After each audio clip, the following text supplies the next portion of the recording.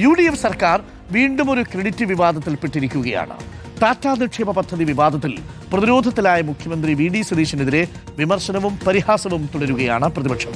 മുഖ്യമന്ത്രി ഒരു വാർത്താ സമ്മേളനം നടത്തിയാൽ KSU സംസ്ഥാന പ്രസിഡന്റ് മുതൽ ടാറ്റ ഗ്രൂപ്പ് വരെ നിഷേധക്കുറിപ്പ് ഇറക്കേണ്ട സാഹചര്യമാണെന്ന് മുൻ നിയമമന്ത്രി P. രാജീവ് പറഞ്ഞു. ആർട്സൺ എഞ്ചിനീയറിംഗ് ലിമിറ്റഡും മലബാർ സിമന്റ്സും തമ്മിൽ കരാറുണ്ടാക്കിയത് LDF സർക്കാരിന്റെ കാലത്താണെന്നും P. രാജീവ് റിപ്പോർട്ടറിനോട് പറഞ്ഞു. മിഷൻ സമുദ്രയ്ക്ക് ക്രെഡിബിലിറ്റി കിട്ടാൻ വേണ്ടി സതീശന്റെ നമ്പരാണ് ടാറ്റയുടെ നിക്ഷേപ വാർത്തയെന്ന് കേന്ദ്ര കമ്മിറ്റി അംഗം തോമസ് ഐസക് പറഞ്ഞു. കേൾക്കാം. ഒരു മുഖ്യമന്ത്രിയുടെ പത്രസമ്മേളനത്തിൽ KSUവിൻ്റെ യൂണിറ്റ് പ്രസിഡന്റ് മുതൽ ടാറ്റ വരെ നിഷേധക്കുറിപ്പ് ഇറക്കേണ്ടി വരുന്നു എന്നുള്ളത് വളരെ നാടിനെക്കുറിച്ചൊരു നല്ല ധാരണ സമൂഹത്തിൽ ഉണ്ടാകുന്നതിന് മാത്രമേ സഹായകരമാകുള്ളൂ. നമ്മൾ ഭരണഘടനാ പൊസിഷനിൽ ഇരിക്കുന്നവർ പറയുന്ന ഓരോ വാക്കും ആധികാരികതയുള്ളതായിരിക്കണം. അതിൻ്റെ വിശ്വാസ്യത, വസ്തുതാപരമായിട്ടുള്ള ആധികാരികത അത് ഉറപ്പുവരുത്തിക്കൊണ്ട് മാത്രമേ പറയൂ. ഇതാണ് ഞാൻ ശരീരഭാഷ എന്ന് ഉദ്ദേശിച്ചത്. അതിന് അദ്ദേഹം ഉടൻ തന്നെ പരിഹസിക്കുകയാണ് ചെയ്യുന്നത്. വളരെ സാധാരണക്കാരനാണ്. ഇപ്പോൾ നമ്മുടെ നാട്ടിൽ സാധാരണക്കാരാണല്ലോ, എല്ലാവർക്കും സാധാരണക്കാർക്ക് ചാർട്ടർ ചെയ്ത് വിമാനം എടുത്ത് കൊടുക്കുകയാണല്ലോ. അങ്ങനെയുള്ളവരാണല്ലോ നമ്മുടെ നാട്ടിലെ സാധാരണക്കാർ. അപ്പോൾ അങ്ങനെയാണ് അത് നോക്കേണ്ടതാണ്. ഇനി നിക്ഷേപം വരുമ്പോൾ ഞങ്ങൾ കുറേ ശ്രമിച്ചതാണ്, കുറച്ച് ഭാഗം വന്നു. ഇനി പുതുതായി അതിൻ്റെ കൂട്ടത്തിൽ ഇതുകൂടി വരുന്നെങ്കിൽ നല്ല കാര്യം തന്നെ. ടാറ്റയായിട്ട് ഇങ്ങനൊരു ചർച്ച കഴിഞ്ഞ സർക്കാരിൻ്റെ കാലത്തുണ്ടായിരുന്നു. ടാറ്റക്ക് ഈ ഭൂമി നൽകാം, ഒരു ഷിപ്പ് റിപ്പയർ യാർഡ് അവിടെ തുടങ്ങാൻ പറ്റുമോ ഇല്ലയോ തുടങ്ങിയിട്ടുള്ള കാര്യങ്ങൾ. അപ്പം ഞാൻ വിചാരിച്ചത് അത് വല്ലതും ആയിരിക്കും, അതിൻ്റെ ഒരു പിന്തുടർച്ചയാണ് വന്നിരിക്കുന്നത്. ഇപ്പോൾ തെളിയുന്നത് ടാറ്റയ്ക്ക് ഇങ്ങനെ പരിപാടിയില്ല, ഇങ്ങനെ ഇല്ലാക്കഥ പറഞ്ഞുണ്ടാക്കുന്നു. മുഖ്യമന്ത്രി VD സതീശന്റെ പോർട്ട് അധിഷ്ഠിത വികസന പരിപാടി എന്ന് പറയുന്നത് യഥാർത്ഥത്തിൽ ഈ പറയുന്ന പോലെ ചെയ്യാൻ പറ്റുന്നൊരു കാര്യമല്ല.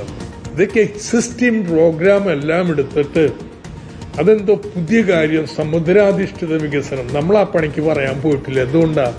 നമ്മൾ വിജ്ഞാനാധിഷ്ഠിത വ്യവസായങ്ങളെ കുറിച്ചാണ് പറയുന്നത്. അതാണ് അനുയോജ്യം.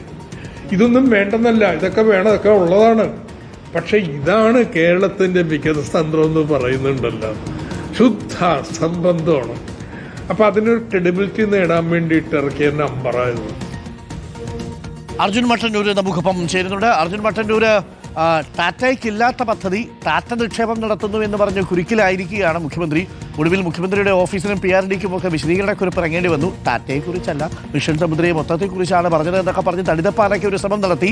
പക്ഷേ വലിയ വിമർശനമാണല്ലോ നേരിടുന്നത്. തോമസ് ഐസക് പറയുന്നത് മിഷൻ സമുദ്രയ്ക്ക് ക്രെഡിബിലിറ്റി കിട്ടാൻ ടാറ്റയുടെ പേര് വെറുതെ വലിച്ചൊഴിച്ചു എന്നാണ്. മറുഭാഗത്താണെങ്കിൽ KSU മുതൽ ടാറ്റ വരെ നിഷേധക്കുറിപ്പ് ഇറക്കേണ്ട അവസ്ഥ സംസ്ഥാനത്തിന് അപമാനകരമെന്നാണ് P. രാജീവ് പറയുന്നത്. പ്രതിപക്ഷത്തിന്റെ ആക്രമണം തുടരുകയാണല്ലോ അർജുൻ മട്ടന്നൂർ.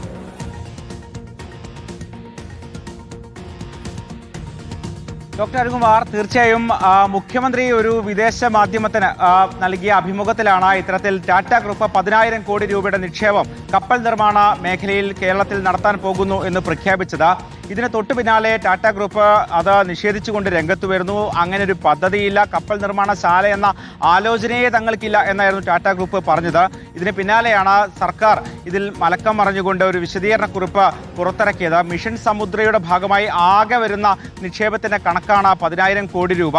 അതിൽ ഈ ടാറ്റ ഗ്രൂപ്പിന്റെ അനുബന്ധ കമ്പനിയായ ആർട്സൺ ഗ്രൂപ്പുമായി മലബാർ സിമന്റ്സും ചേർന്നുകൊണ്ട് ഒരു കപ്പൽ നിർമ്മാണശാലയ്ക്ക് പദ്ധതി ഇട്ടു എന്നും ആ വിശദീകരണക്കുറിപ്പിൽ പറയുന്നുണ്ട്. അപ്പോഴാണ് പ്രതിപക്ഷത്തിന് കാര്യങ്ങൾ മനസ്സിലായത്. ഏതാണ്ട് 1.5 വർഷം മുൻപ്, അതായത് കഴിഞ്ഞ LDF സർക്കാരിന്റെ കാലത്ത് ഇൻവെസ്റ്റ് കേരള ഉച്ചകോടിയുമായി ബന്ധപ്പെട്ട് നടന്ന പരിപാടിയിലാണ് ഇത്തരമൊരു നീക്കമുണ്ടായത്. ഒരു ധാരണാപത്രത്തിൽ ഒപ്പിടുകയും ചെയ്തിരുന്നു. അതിൽ ഈ മലബാർ സിമന്റ്സും അതോടൊപ്പം തന്നെ ടാറ്റ ഗ്രൂപ്പിന്റെ അനുബന്ധ കമ്പനിയായ ആർട്സൺ ഗ്രൂപ്പും തമ്മിൽ ഒരു കരാറിൽ ഒപ്പിട്ടിരുന്നു. അതിൽ പറയുന്നത് ഏതാണ്ട് 300 കോടി രൂപയുടെ നിക്ഷേപമാണ് അതിൽ പറയുന്നത്. മാത്രവുമല്ല, ഒരു ബോട്ട് നിർമ്മാണശാലയാണ് അവർ ഉദ്ദേശിച്ചത്.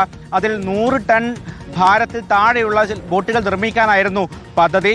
അത് ആദ്യം വാട്ടർ മെട്രോക്ക് നൽകാനും പദ്ധതിയിട്ടിരുന്നു. അതിനുശേഷം വിദേശത്തെ കമ്പനികൾക്ക് ഈ ബോട്ടുകൾ കൈമാറാനും ആ ധാരണാപത്രത്തിൽ പറയുന്നുണ്ട്.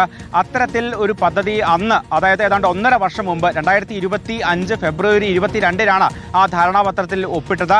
ആ ധാരണാപത്രവുമായി ബന്ധപ്പെട്ട വിവരങ്ങളാണ് മുഖ്യമന്ത്രി ടാറ്റ ഗ്രൂപ്പ് 10,000 കോടി രൂപയുടെ നിക്ഷേപം കേരളത്തിലേക്ക് കൊണ്ടുവരുന്നു എന്ന തരത്തിൽ ഒരു വിദേശ മാധ്യമത്തിന് അഭിമുഖമായി നൽകുകയും അതൊരു പ്രഖ്യാപനമായി നടത്തുകയും ചെയ്തത്. എന്തായാലും ഒരു വലിയ കുടുക്കിലാണ് സർക്കാർ പെട്ടിരിക്കുന്നത്. ഇപ്പോൾ മലക്കം മറിയുന്ന സാഹചര്യമാണ് ഇപ്പോൾ സർക്കാരിന് ഉണ്ടായിരിക്കുന്നത്.